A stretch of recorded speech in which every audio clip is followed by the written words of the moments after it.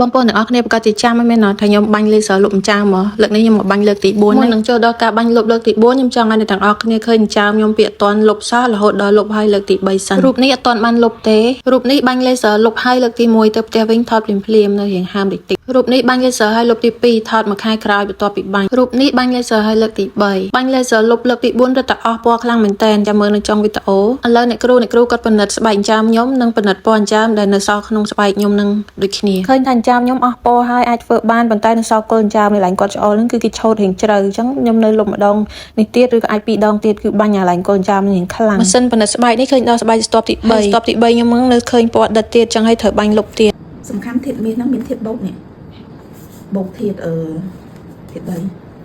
នេះអ្នកគ្រូយឹមស្រីលក្ខអ្នកឯកទេសខាងផ្នែកចិញ្ចើមងើហេងលើមុខគាត់កំពុងតែមើលងើហេងតាមខែឆ្នាំកំណើតខ្ញុំហើយធាតុអីដែលត្រូវជាមួយខ្ញុំដែលខ្ញុំគួរតែប្រើហើយរៀងចាមដែលត្រូវជាមួយធាតុទម្រង់មុខខ្ញុំហើយនឹងត្រូវជាមួយនឹងទម្រង់ថ្ងាសខ្ញុំដែរឆ្នាំនេះបើសម្រាប់អ្នកធាតុមាសគឺរិស័យឡើងខ្លាំងអញ្ចឹងប្រើធាតុសុផលឲ្យច្រើនតិចទៀតដីនឹងធាតុទឹកអីចឹងណាអាហ្នឹងល្អខ្លាំងធាតុទឹកមានពណ៌ខ្មៅមានពណ៌សមានអីចឹងទៅកម្មពាក់នេះពាក់បង្ហាញអញ្ចឹងអីហ្នឹងអាហ្នឹងធាតុមាសឲ្យក្នុងខែហ្នឹងពាក់ពណ៌នេះច្រើនណា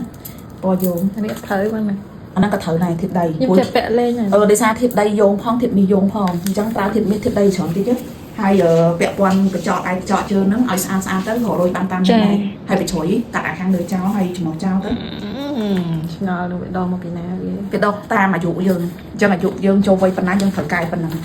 ដូចខ្ញុំធាតុមាសហើយទម្រង់មុខខ្ញុំធាតុទឹកថ្ងាសខ្ញុំធាតុដីអញ្ចឹងធាតុទឹកនិងធាតុដីហ្នឹងយោងឆ្នាំរបស់ខ្ញុំអញ្ចឹងទាំងអស់គ្នាឥឡូវខ្ញុំបានយល់ដឹងខ្លះហើយអ្នកទាំងអស់គ្នាពីការប្រើពណ៌អីដែលត្រូវយោងជាមួយធាតុយើងហើយងើហេងលើមុខតិចតួចដែរតាំងពីខ្ញុំស្គាល់អ្នកគ្រូយឹមសិលាក់មកនេះខ្ញុំធ្វើសេវាកម្ម2ជាន់គ្នាអ្នកទាំងអស់គ្នាចូលទូចខូលផ្លាស្មានេះលុបអាធ្នេងចាមដែលគេធ្លាប់លុបឲ្យខ្ញុំពីមុនប៉ុន្តែដល់ពេលលុបចាមអស់ទៅវាឡើងតែមកឃើញទៅជាពណ៌សាច់អញ្ចឹងត្រូវលុបធ្នេងនឹងមកតង់ហើយបានបាញ់លេសលុបចាមមកតង់ពីលើទៀតលើកទី4នេះរៀងធ្ងន់តែមិនអីទេចិត្តបានស្អាតទេឈឺតិចតួចក្រៅបេះដូងឯប៉ុណ្ណឹងមិញលុបអាធ្នេទូចហ្នឹងហើយឥឡូវចូលមកបាញ់លេសម្ដងទៀតជន់ពីលើហ្នឹងណាខ្ញុំនៅមិនញិចមុនខ្លួនឯងស្នាមពេញមុខ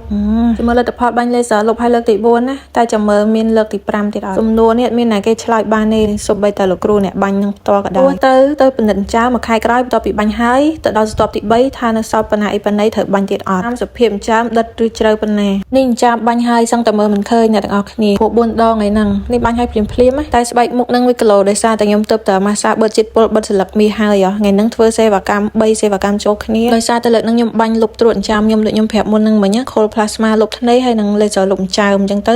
ខ្ញុំរៀងហើមបន្តិចរៀងឈឺលើរដងអញ្ចឹងលោកគ្រូគាត់ស្អំមកតិចនេះឲ្យបងប្អូនទាំងអស់គ្នាសម្រាប់ចាមអត់អាចសួរលោកគ្រូថាលុបប៉ុន្ម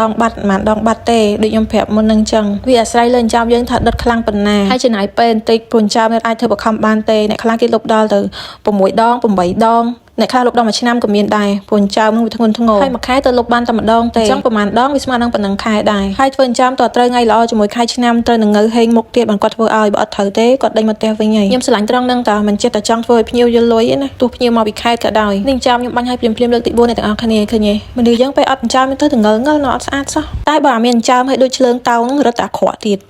បាទដល់ហើយពេលហ្នឹងខ្ញុំជាមួយ1គីឡូដោយសារទឹកម៉ាសាបើទៀតពុលស្លឹកមាសហើយនៅ Luxy Beauty Center មានសេវាកម្មស្អាតច្រើនណាស់ទាំងអស់គ្នាមិនតែចាមឯម៉ាសាស្លឹកមាសហើយហ្វូហើយអីហ្នឹងលុបចាមធ្វើចាមគាត់មានទាំងអស់ហើយម៉ាស៊ីនគាត់សានាំចូលមកពីស្រុកក្រៅទំនើបខ្ញុំគាត់ភាកច្រើនសិតតែអ្នកលាក់មុខលាក់មាត់គាត់មានឋានៈគាត់អត់ចង់ឲ្យថតទេអញ្ចឹងហើយគាត់ផតបានទេប៉ុន្តែពេលខ្ញុំទៅហ្នឹងគាត់បើក feedback ឲ្យមើលក្នុងឆាតហើយទូរស័ព្ទគាត់ច្រើនមែនតើ3 4ទូរស័ព្ទហ្នឹងណែនអ្នកគ្រូយឹមសិលាគាត់មានបទពិសោធន៍មក10ឆ្នាំហើយរៀនពីងើហេងលើផ្ទៃមុខពីប្រទេសផ្សេងមកគាត់ច្បាស់លាស់មែនតើរាល់ពាក្យសម្ដីគាត់និយាយគាត់មើលងើហេងមើលតាមខែឆ្នាំកំណើតច្បាស់លាស់ភ្ញៀវគាត់ទាំងអស់សិតតែមានទំនុកចិត្តអីបានស្កាត់មកហៅគាត់តាំងពីនៅខេត្តហើយក្នុងហ្នឹងក៏មានខ្ញុំដែរបងប្អូនទាំងអស់គ្នាចង់ដឹងចម្ងល់អីព័ត៌មានបន្ថែមសាកសួរតាម Telegram គាត់បានណាខ្ញុំដាក់ឲ្យនៅលើវីដេអូហ្នឹងព្រោះគ្រប់យ៉ាងតើតើនឹងងើហេងលើផ្ទៃមុខតើតើនឹងចាំសិតតែត្រូវការការពិភាក្សា